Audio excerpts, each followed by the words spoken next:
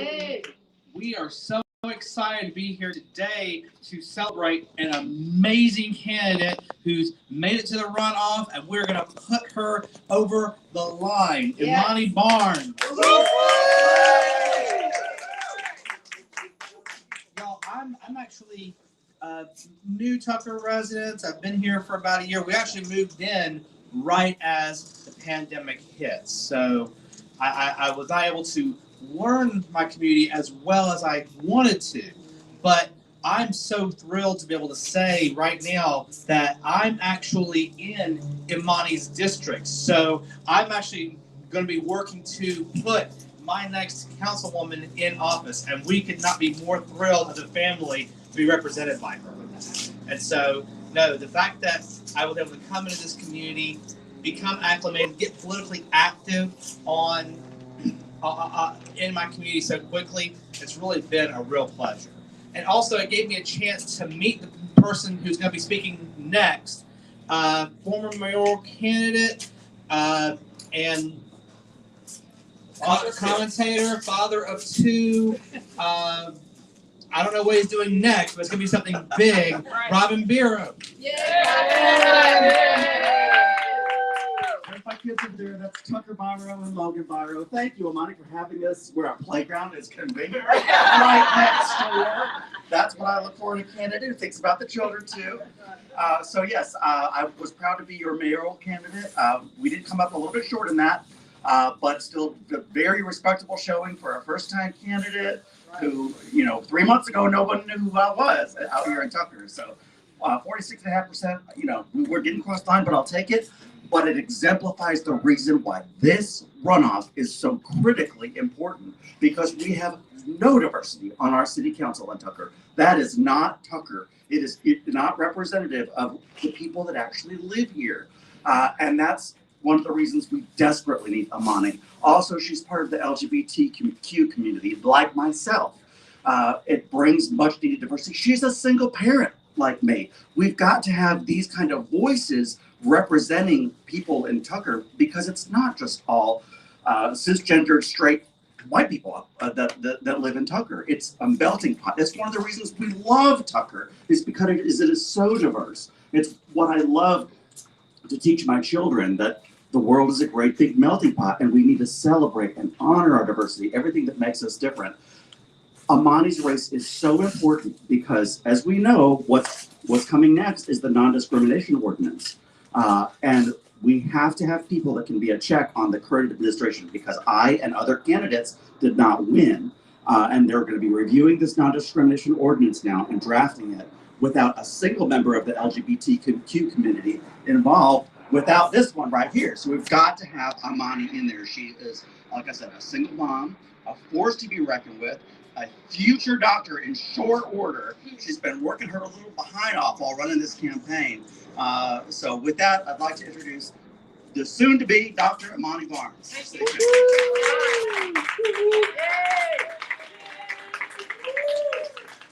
always say I'm the fun one because everybody's so not fun, so I like to bring some energy to politics. And I thank you, Mr. Biro. I met him on my campaign trail, and I've earned a lifetime friend, and I appreciate that. I was hurt that he did fall short, but in that instance, it did pipe me up or pep me up or give me energy to keep going and try to finish this fight for all the rest of the Democrats that need change in this city. So the local elections are very important. We have to start here. As it shows, Tucker is 37% Black, and I'd say about 15 to 20% minority, other minorities, and we have no representation at all in our city council, and so it's time. And so I am Imani Barnes. I am in the runoff for District 2, Post 1, here in Tucker. And I am a 39-year-old single parent, as Biro explained. I am a PhD candidate. I just finished my coursework in public health, in my doctoral public health program. I want to bring the knowledge and education that I've learned over these years to this city council. I want to bring science to the city council. I am a 20+ year employee in biomedical science. So my background is in biomedical research. I've been at Emory University for 14 years where I engage in biomedical research daily.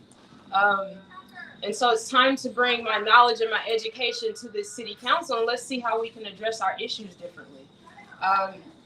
With my background, I have done analysis on some of the issues that we have here in Tucker. I have spoken to over 1,000 of our citizens, and from what I'm getting, it all boils down to inclusivity. It boils down to equity. It boils down to fair housing, and it boils down to engaging our youth in this community. Everybody is focused on adults and our seniors, and I will continue to focus on that. But how do we get our 18% populated youth involved in the city and in events in the city, in politics in the city? We need ideas. We need youth to give us our ideas because our working class is getting older. So our ideas are getting older, and it's time for change. People are chatting that I'm not experienced in government, but Tucker is only 5 years old. The city of Tucker is 5 years old, so this is a brand new city, and it's still growing, and it's time to develop with the change. And so I want to bring that. I'm experienced with the community. I'm experienced with the people. I'm experienced with engaging and being able to reach demographics that nobody on Tucker City Council has been able to reach. I'm pulling different people out. I'm pulling our youth out. I'm pulling all kind of different people out to politics, and I'm surprised at the age groups that are coming out. I've been told that college students have driven all the way from college to come vote in this local election, and that's how big it is. And so I'll just read you some of my issues. So, like I said, Tucker is a small town, a small city, and it's new. It's new. With the global personality, the unique heritage of our residents, it's inevitable that we. Hello, puppy. Hi. I love the animals too.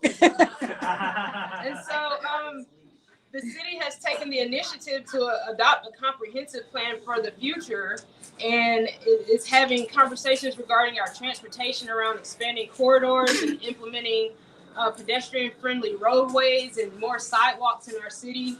Along with these fundamental improvements, we must cater to our growing population and drafting inclusion for our growing and diverse population.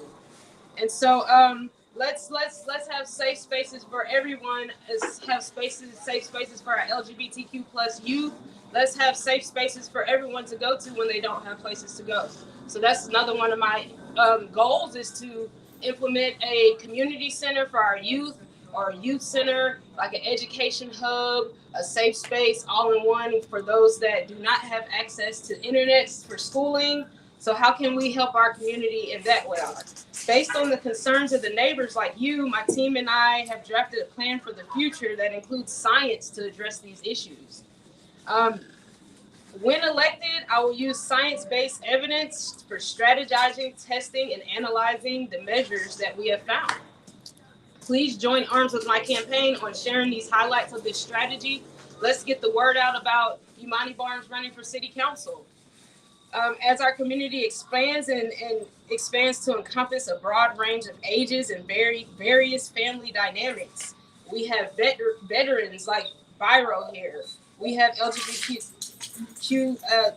plus here. We have young, we have old. How can we get everybody involved in one community issue? So with public health, I answer a lot of questions with the community. So we have a very diverse community, from attorneys to doctors to nonprofit organizations. So how do we bring everybody together to answer our issues? So another issue is the Non-Discrimination Ordinance, and that's important to me because I am a part of the LGBTQ plus community. But if I were discriminated against at one of the businesses or places in Tucker, then it would be allowed. And so how do we put policy in place so we can control that? It's time to allow everyone to feel safe in our city. Let's identify business opportunities that will keep revenue circulating in the city, promoting our live, play, work community. These opportunities shall include services, resources, and products that are specific to different ethnic groups, just not to the whites in our community. So how can we draft policy and open businesses that cater to everybody and not just one demographic? Let's support the more culture-specific events that reflect our demographics and the diversity in our city. Let's have Juneteenth celebrations. Let's have Black History Month celebrations in our community. On Main Street, let's shut down Main Street for other events.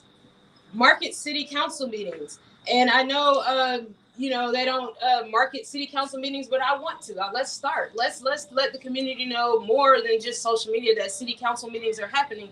And I bet we'll get a more diverse crowd at the city council meetings. I've been going to city council meetings since last year. Most of the time, I'm the only Black. Nobody even pays me attention in there. And it's time for you guys to recognize us because we do live in the city. Over the past 10 years, I have been working with our youth, driving youth-led innovation to target international economies. Tucker is approximately, like I said, 18% youth, under 18. So 18% of our population is under 18 here in Tucker. So how do we get them involved? Do we even know that we had that large population of youth here? So work with the community partners and our stakeholders, as I mentioned, like our attorneys, our doctors, our lawyers.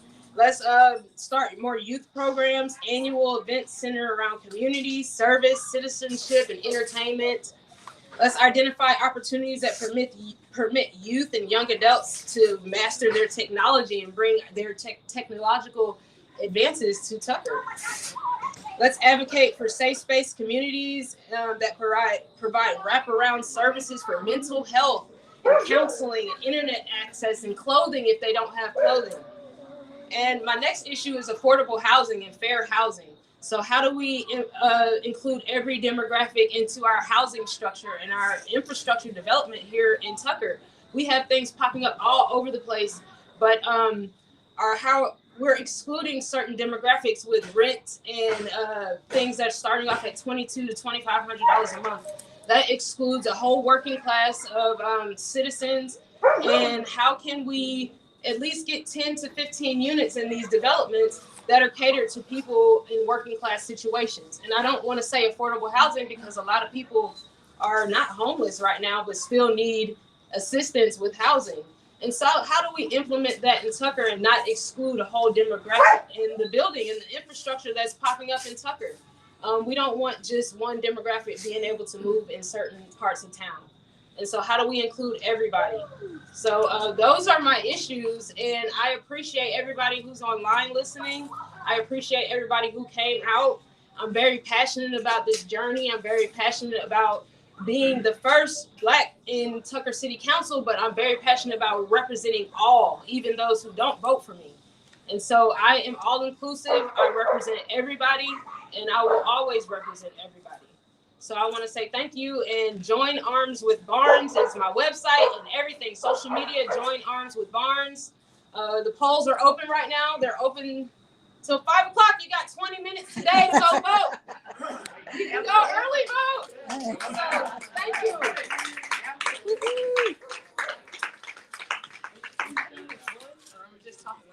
Yeah, it's on. Imani Barnes, everybody. Yes, She's thank phenomenal. you. I kind of want to keep things going a little longer. I know that the party chair, John Jackson, is trying to get here, so I just want to take a little bit of time to kind of keep this going a little bit in case he has a few words for us. But I just want to take a moment and just talk about, how I met Imani and what really gravitated me towards her. It was actually at a DeKalb County Dems Zoom meeting. I was talking about my run for Commissioner of Agriculture and first announcing that. And I got this message from Miss Imani Barnes who was like, hey, really love what I heard from you, especially about food insecurity. I'm actually got a master's in public health and my area of study is food insecurity, and I'm doing my PhD on that. I'm like, wow, that's amazing. And she's like, oh, and I'm also running for Tucker City Council. I'm like, I live in Tucker. That's amazing. And so I'm just like, this woman who's not only devoting her academic life and her career to something, let's face facts, folks, it's not going to make her rich quick. but she's becoming a doctor in it, which means that she's devoting her whole life just to helping people. And now she is running for office, first-time candidate with all of that, and she still feels the need to stand up for her community. This cishet white male is really thrilled and honored to have a chance to say, Imani, I want you to be my counselor. I'm so thrilled with you. And then I learned more and more about her campaign as she's going on. She's taking such a stand on the Non-Discrimination Ordinance, which is a really hard and courageous thing to do for a first-time candidate. She's taking a stand on inclusivity and making sure that Main Street looks like the population of the city as opposed to just the ruling class. She's an amazing candidate. She's an amazing figure, and I'm really thrilled to be able to stand up for her. And the county party chair, John Jackson, has showed up. John, you got a few words for the audience? John Jackson, everybody.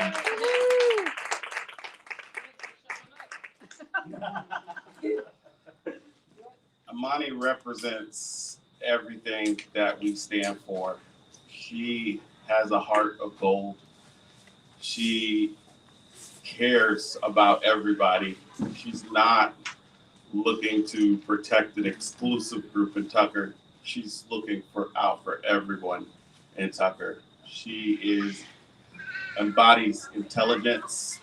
She embodies leadership because she stands up for what she believes in, whether it's convenient or not.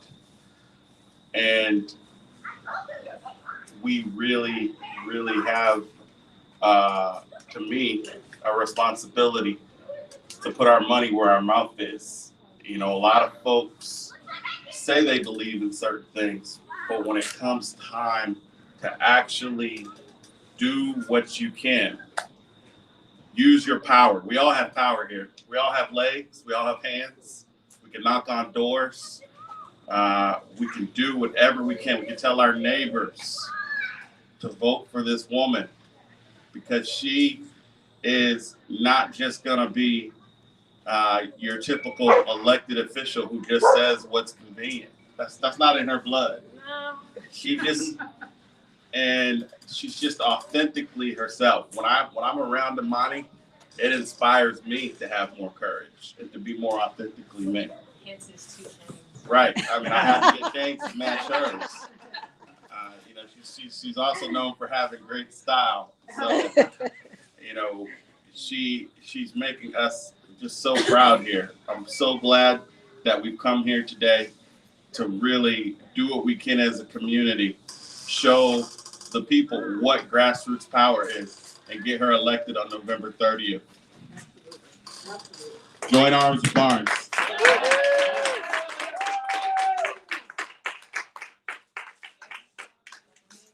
Any questions from this big crowd? I appreciate everybody. I'll talk to you personally if you want to. I actually respond to my citizens, so you can call me, and it might be 24 to 48 hours, but I do respond. I do text back. I do email back. And I heard that was one of people's issues, and I'm like, really? That's so simple. And so sometimes the simple things engage community. And so I am the average citizen speaking for the average citizen. I'm not the wealthy citizen speaking for only the wealthy. I want to speak for everyone. I'm here to fight for everyone. It's not going to be easy, but I'm ready. Can you go into a little bit more detail about how you would get more people to come to the city council meetings and get more involved in the local government? So the question was, how will I get more people to come to the city council meetings? I can guarantee when I'm elected, people will come out because they know they have somebody who understands them. Some people I will look like them, and I'm just a different vibe than what's up there. I feel like people can talk to me. I'm approachable, and so personally, I would advertise it on social media. I'm on social media. A lot of people are on social media that a lot of different age groups, and it's an easy, cheap way to reach people. So I would just advertise that we have city council meetings just the way we advertise for this meet and greet, because it's necessary to hear everybody's issues, but you can't hear everybody's issues if they don't voice them or don't know about the city council meetings or don't come to the city council meetings. So I think it's imperative to one, provide city council meetings online, virtual city council meetings. They have to be available to people who cannot make it out. I had a citizen reach out to me and say he wasn't able to make it out due to a disability. So it's live. We're streaming live just for these type of people. And so to get more people out, I would advertise on social media. I would try to get Tucker government to advertise more, but if not, then I'll take it in my own hands. But I can guarantee I'm going to bring the people out. They're going to come out.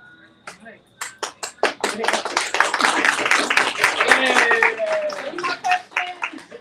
Well, I'm from California and leaving soon, but I vote for you. Oh, wow! Yes! all that means everything, like the support.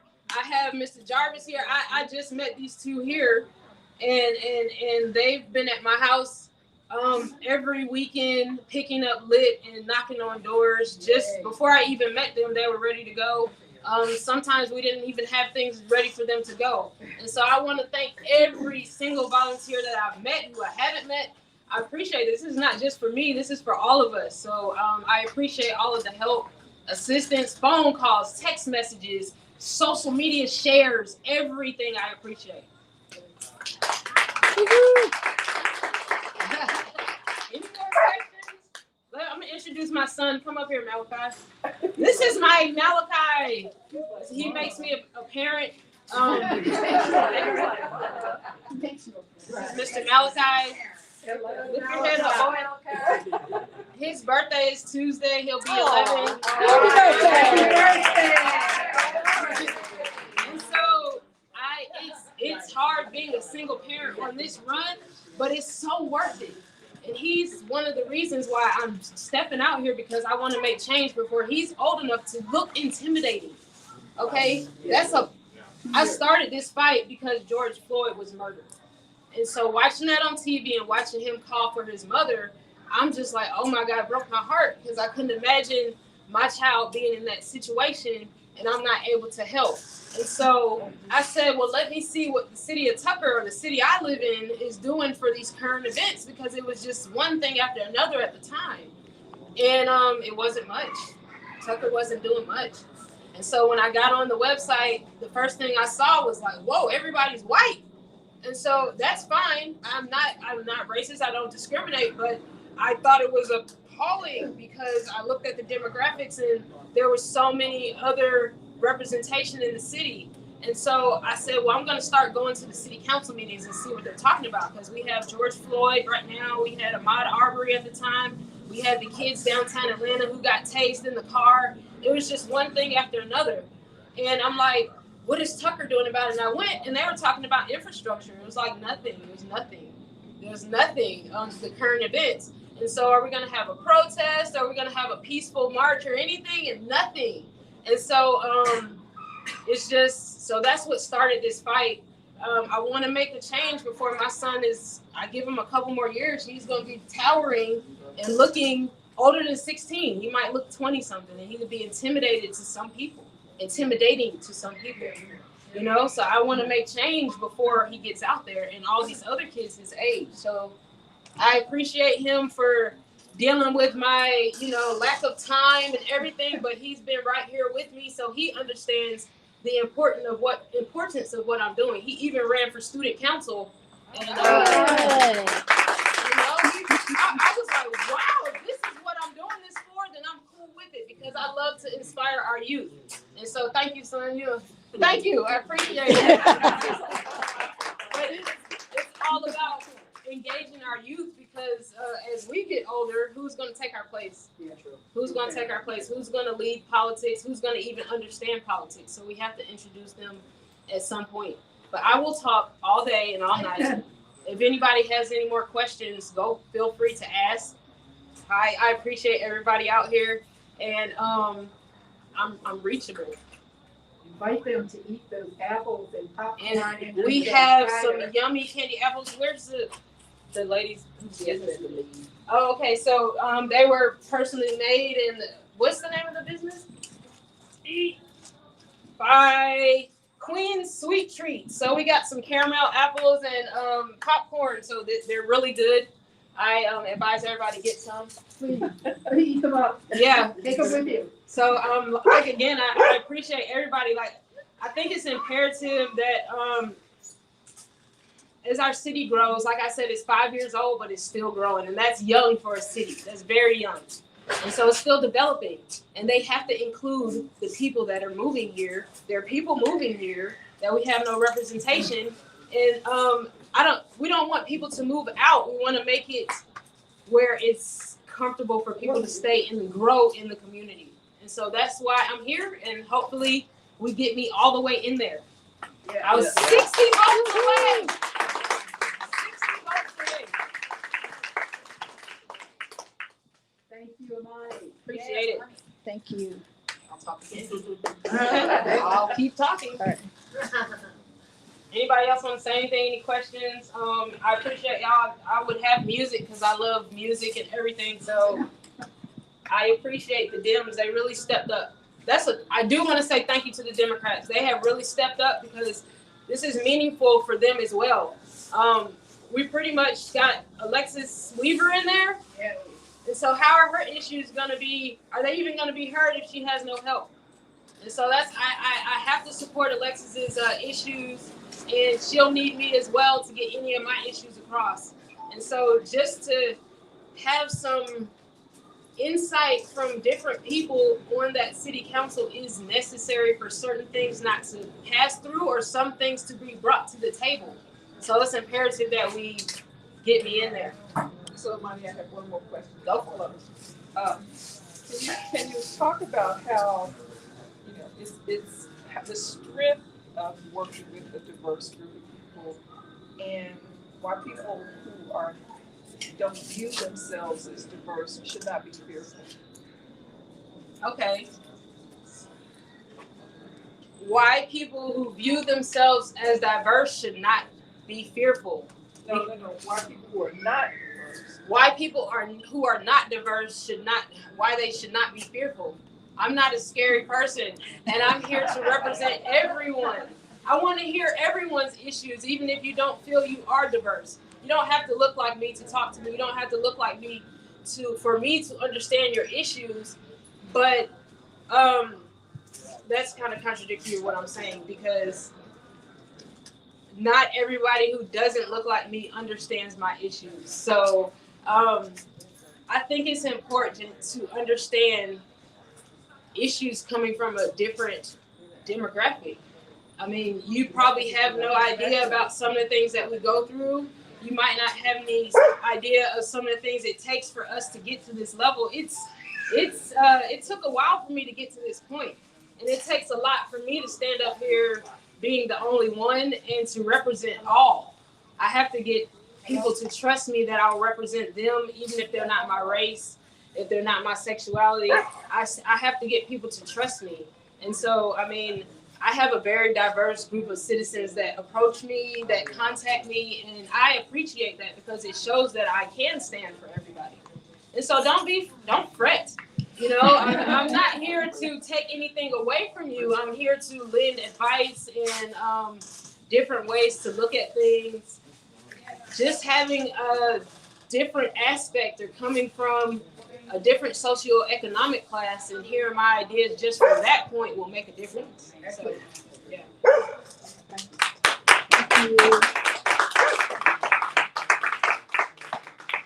And I also work at Emory, and I have been there for 14 years, which is one of the most diverse institutions that you'll hear about. I mean, I have to work with different people all day, every day, and I just learn how to communicate, whether they speak my language or I speak their language. There's always ways to communicate, even if we have to point.